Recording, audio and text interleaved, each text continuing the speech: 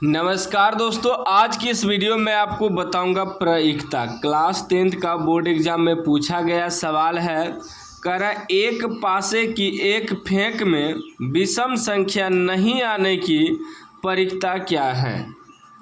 Option A में है 1/2, B में है 1/3, सी में है 1, डी में है 1/6। ठीक ना। ध्यान से समझिएगा, पासा जो होता है, पासा किसे कहते हैं? लूडो का जो छक्का होता है, हम लोग लूडो जो खेलते हैं जिसमें 1 से 6 तक रहता है, उसी को पासा कहा जाता है। तो इसमें देखिए क्या क्या रहता है। 1 रहता है, 2 रहता है, 3 रहता है, 4 रहता है, 5, 6 तक बिंदु रहता है। एगो में एगो बिंदु रहता है, फिर 2 गो बिंदु रहता है, 3 गो बिंदु, 4 गो बिंदु, 5 गो, 6 गो बिंदु, यानी कि टोटल जो है 6 पार्ट रहता है, इसमें 6 गो रहता है। ठीक ना। तो इसमें देखिए कह रहा है, तो यहाँ लिखेंगे कुल संभव परिणाम, कुल संभव परिणाम, कुल संभव परिणाम हो गया 6 गो। हमें कह रहा है विषम संख्या नहीं होने की प्रायिकता। तो विषम संख्या काय गो हो जाएगा? विषम संख्या देखिए, ये विषम संख्या हुआ 1, ये भी विषम संख्या हुआ, ये भी विषम संख्या हुआ, 2, 4, 6 सम संख्या हुआ।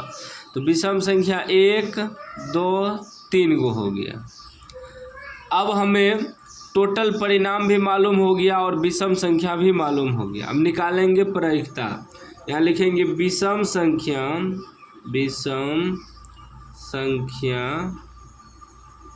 नहीं होने की प्रायिकता।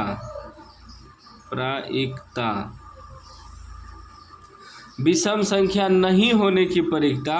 तो विषम संख्या 3 गो है, ये ऊपर रखेंगे, और टोटल कुल संख्या 6 है, तो 6 नीचे रखेंगे। ठीक ना।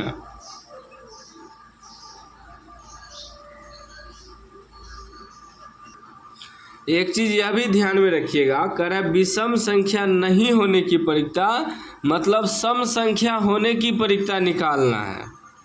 ठीक ना। विषम संख्या नहीं होने की प्रायिकता मतलब सम संख्या निकल रहा है। तो सम संख्या भी 3 है, 1, 2, 3, तो सम संख्या भी 3 है।